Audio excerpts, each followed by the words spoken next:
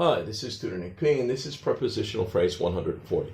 Prepositional phrase today is against all odds. Okay, somebody wants to screenshot, do it right now. Let's get right to it. If someone says against all odds, it means that something was still able to happen, or someone was still able to do something, despite a very low probability of it happening, or in spite of being very likely to fail. Let's continue.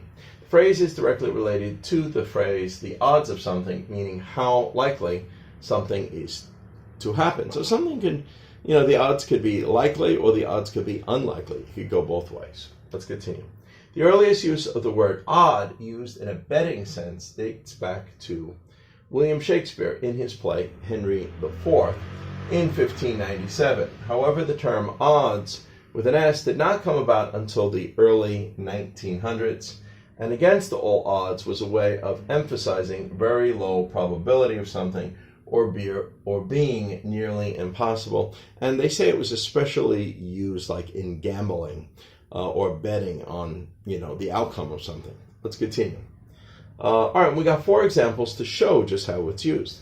In 1973, the New York Mets found themselves in last place on August 30th, but still went on to win the National League pennant against all odds that same year. So August 30th, there's only 1 month left to the season, and you're in last place, but yet they were still able to win. They were kind of lucky that year because all the teams were very close in their record in that division.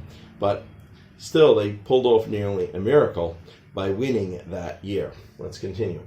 Number 2, an underarmed and ill-equipped Mexican army of mostly farmers and young boys were able to fight off and defeat the powerful French army on May 5th, 1862, against all odds. And that's how we ended up getting the very famous Mexican holiday, Cinco de Mayo, which means May 5th.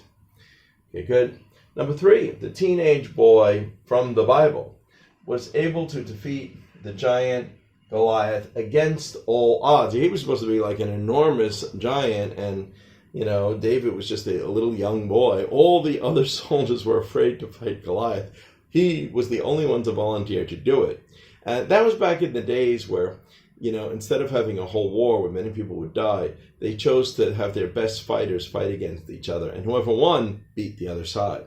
So the odds that Goliath was going to win was very good, and the odds that David was going to win was very bad. So he won against all odds. Let's continue. Number 4, Annie Edison was the first person to survive going over Niagara Falls in an oak barrel against all odds in 1901. And they say, ever since that time, I think like since the 1850s maybe, they know of like thousands of people that have gone over Niagara Falls. Only 16 have survived against all odds, because it's a very, very low probability that you will survive. Anyway, thank you for your time. I hope it was clear. I hope you got it. Bye-bye.